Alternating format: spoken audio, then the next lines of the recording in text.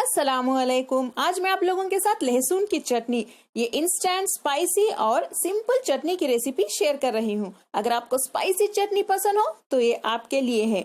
अगर आपको मेरी ये चटनी पसंद आई तो मेरे चैनल कुक विद फेम को जरूर सब्सक्राइब करें। तो चलिए शुरू करते हैं। लहसुन की चटनी बनाने के लिए हमें चाहिए 15 लाल सूखी मिर्च। इसे मैंने पानी में भीगने के लिए रख दिया था।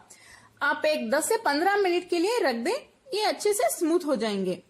आप चाहें तो थोड़ा सा गर्म पानी भी इसमें डाल सकते हैं, ये बहुत जल्दी स्मूथ हो जाएंगे।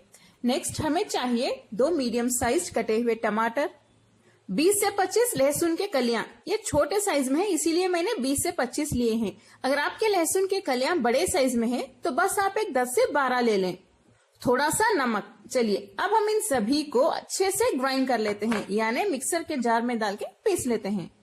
सबसे पहले डालेंगे लाल सूखी मिर्च, टमाटर, लहसुन, नमक आपके टेस्ट के हिसाब से डाल लें। इसे हम अच्छे से पीस लेते हैं। आप चाहें तो थोड़ा सा पानी डाल सकते हैं अगर जरूरत पड़ी तो। पिसी हुई चटनी हमारी तैयार है। अगर आपको स्पाइसी चटनी पसंद हो तो आप इसे जरूर बनाइए, आपको बहुत ज्यादा पसंद आएगी। चलिए अब हम इसकी टेम्परिंग की तैयारी शुरू कर लेते हैं। पैन में हम 2 टेबलस्पून घी गरम कर लेते हैं। आप तेल का भी इस्तेमाल कर सकते हैं, लेकिन घी में बहुत ज्यादा टेस्टी बनती है। घी गरम हो चुका है। घी को ज्यादा गरम ना करें, फ्लेम को लो पे रख के हम इसमें थोड़ा सा जीरा डाल देते हैं 1/4 टीस्पून, राई 1/4 टीस्पून, थोड़ा सा करी पत्ता यानी करिएपाक इसे कट करके डालें। इसे हल्का सा सौटे कर लेते हैं। इसे 10 से 15 सेकेंड के लिए सौटे करने के बाद हम इसमें पिसी हुई चटनी डाल देते हैं। फ्लेम को लो पे ही रखिए। लो पे रख के हम चटनी को भूनेंगे, वरना चटनी जल जाएगी। अभी थोड़ी देर के लिए यानी 1 से 2 मिनट के लिए फ्लेम को मैं मीडियम पे रख देती हूँ। चलिए इसे अच्छे से भून लेते हैं। अगर आपको नमक कम लगा तो आप थोड़ा सा नमक अभी डाल सकते हैं, मैं थोड़ा सा डाल रही हूँ। इसे भी मिक्स कर लें।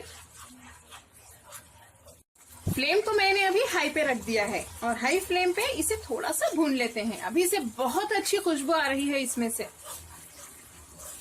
लहसुन, घी, करिएपाक इन सभी की जो कॉम्बिनेशन है इन सभी का, ये बहुत ही अच्छा खुशबू देता है। इसे हम बहुत ज्यादा नहीं भूनेंगे, बस इसमें हमने जो टमाटर डाला था उसकी कच्ची बू जाने तक इसे ऐसे ही भूनते रहिए। अगर हम बहुत ज्यादा भूनेंगे तो लहसुन की स्मेल कम हो जाएगी। हमें इस चटनी में लहसुन की स्मेल चाहिए। घी देखिए साइड्स में अच्छे से नजर आ रहा है, इसका मतलब ये है कि हमारी चटनी अब तैयार है। आखिर में मैं इसमें थोड़ा सा नींबू का जूस डाल देती हूँ, ये ऑप्शनल है। अगर आपको थोड़ी सी खट्टी चटनी पसंद हो तो आप डालिए, वरना स्किप कर सकते हैं। इसे भी मिक्स कर लेते हैं। अगर आपको चटनी थोड़ी सी ड्राई चाहिए तो आप इसे और थोड़ी देर भूनिए, वरना इस वक्त आप फ्लेम बंद कर सकते हैं। मैं फ्लेम बंद कर रही हूँ।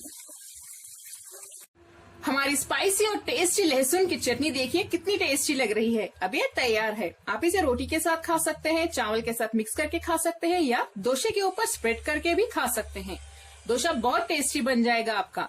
ये आपको जो भी फेवरेट चीज है उसके साथ आप चख के खा सकते हैं या मिक्स करके भी खा सकते हैं। आप लोग इसे एक बार जरूर ट्राई करें और कमेंट्स में मुझे बताएं आपको मेरी आज की चटनी की रेसिपी कैसी लगी। अगर आपको मेरी रेसिपी पसंद आई तो प्लीज मेरे चैनल को सब्सक्राइब करें, यानी कुक विद फेम चैनल को, और बेल आइकॉन भी प्रेस कर दें। लाइक करें और मेरे वीडियो को शेयर भी करें। अस्सलामुअलैकुम।